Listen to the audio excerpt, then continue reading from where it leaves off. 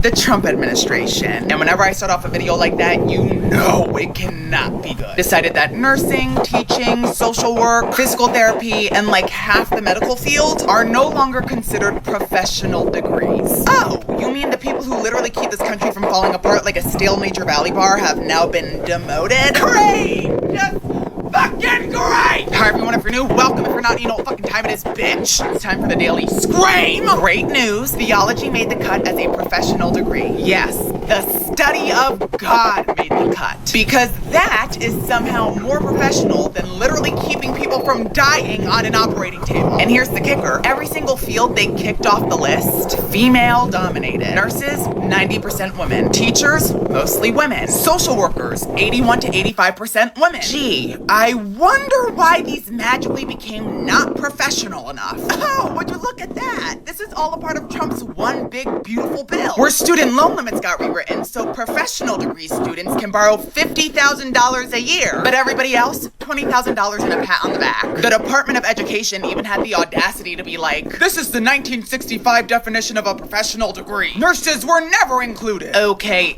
and every major nursing association, social work association, medical workforce coalition, educators, occupational therapy groups, literally everybody has been begging the Department of Education to update this outdated definition. Why are we using a definition older than the color TV to decide student loans in 2026? 260,000 nursing students right now will have their loan caps slashed. Programs are warning that this will worsen the nurse shortage. Gut rural care literally reduce the number of new nurses graduating each year. Why did this administration hate the people that quite literally hold this country together? Because guaranteed, if every nurse, teacher, and social worker got up and left their fucking job right now, this country wouldn't make it a fucking week. The people in charge of this country are actually so unbelievably stupid, and if you support their decisions, bitch, you are fucking too. So, Giving Tuesday is coming up, which is like the one day a year the world remembers empathy, and unfortunately, even that is being fucked over by our government. While millions of people get ready to support nonprofits, the current administration is laying the groundwork to punish those same groups. They're cutting funding, threatening their status. They're tossing around labels like extremists and terrorists when organizations speak out. And it's a part of a much wider trend of retaliation for anybody who speaks up or against the current administration. Nonprofits are one of our last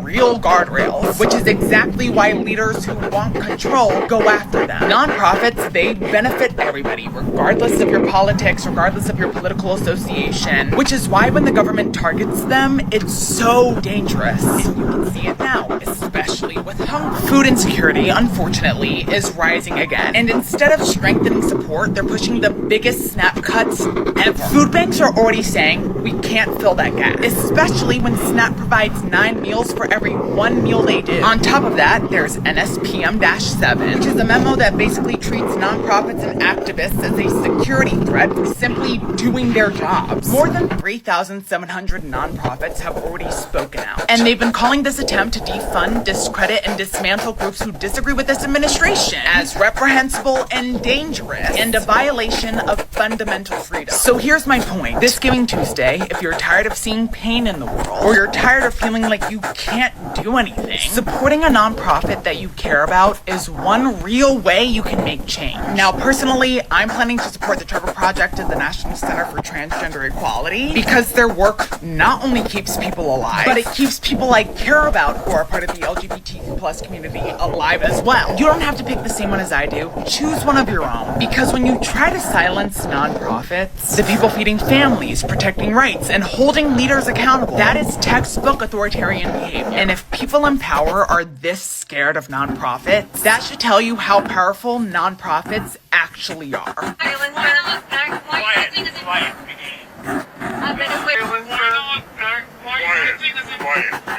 Trump calling a woman piggy while looking like a moldy orange peel left under the backseat of a Dodge Ram is crazy. This man with sleep apnea and dementia had the audacity to call a female reporter piggy while on Air Force One. And I'm sorry, but that's wild coming from a man who looks like a microwave tush puppy. Hi everyone, if you're new, welcome. If you're not new, you know what fucking time it is, bitch. It's time for the Daily Scream. Now, I don't tolerate misogyny or name calling, so babe, it's time to read the president. Hold on, had to get my reading glasses.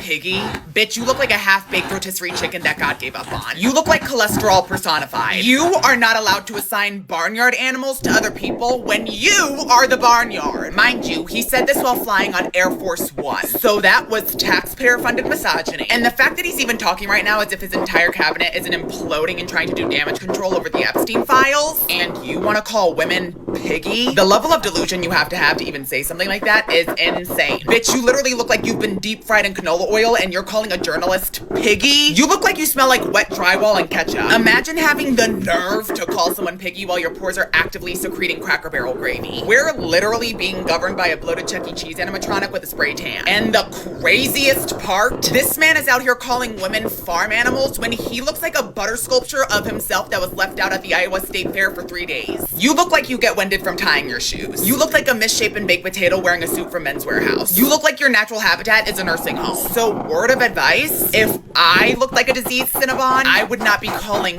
anyone piggy. I'm done. That felt good. That felt so good. Leave it to a random white bitch with 6th grade level writing comprehension skills to cry, woe is me. Because, get this, not following an assignment correctly and receiving a failing grade because you didn't follow the assignment correctly is now considered an act of religious persecution in the year of our Lord 2025. Bitch, get a fucking grip! Hi everyone, if you're new, welcome. If you're not, you know what fucking time it is, bitch. It's time for the daily scream. So here's what happened at the University of Oklahoma, because of course some shit like this would happen in Oklahoma. No offense. A student, Samantha Fulnecki, handed in a 650-word essay on gender roles. An assignment meant to be about societal expectations. But instead of, I don't know, using the article she was supposed to analyze, she turned in a full-blown Lord's Prayer dissertation about God's gender binary and called the existence of trans people demonic. And shockingly enough, the instructor grading the paper was a transgender graduate instructor, which, let's be honest, feels way less like coincidence and more like Samantha testing how far she could go with her little transphobic sermon. The instructor gave her a 0 because she didn't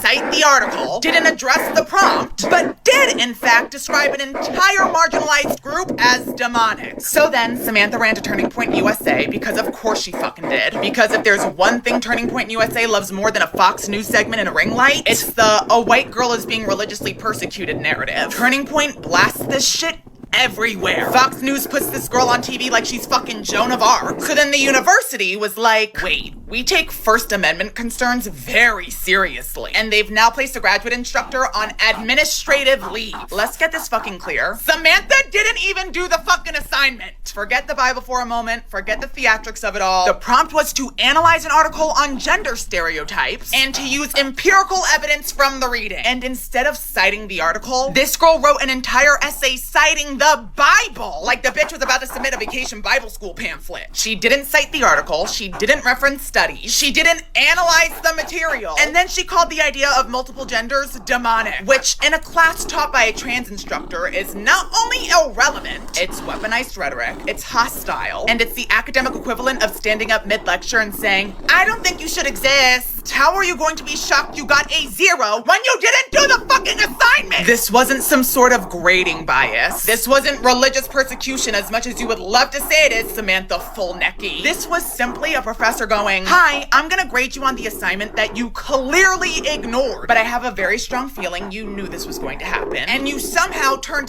that into a national crisis to get you your 15 seconds of fucking fame. Bitches like you are fucking exhausting. Grow up, and maybe next time when you're given an assignment, follow the fucking instructions. And maybe then you won't get a 0. So who was gonna tell me Taylor Swift and Travis Kelce broke up?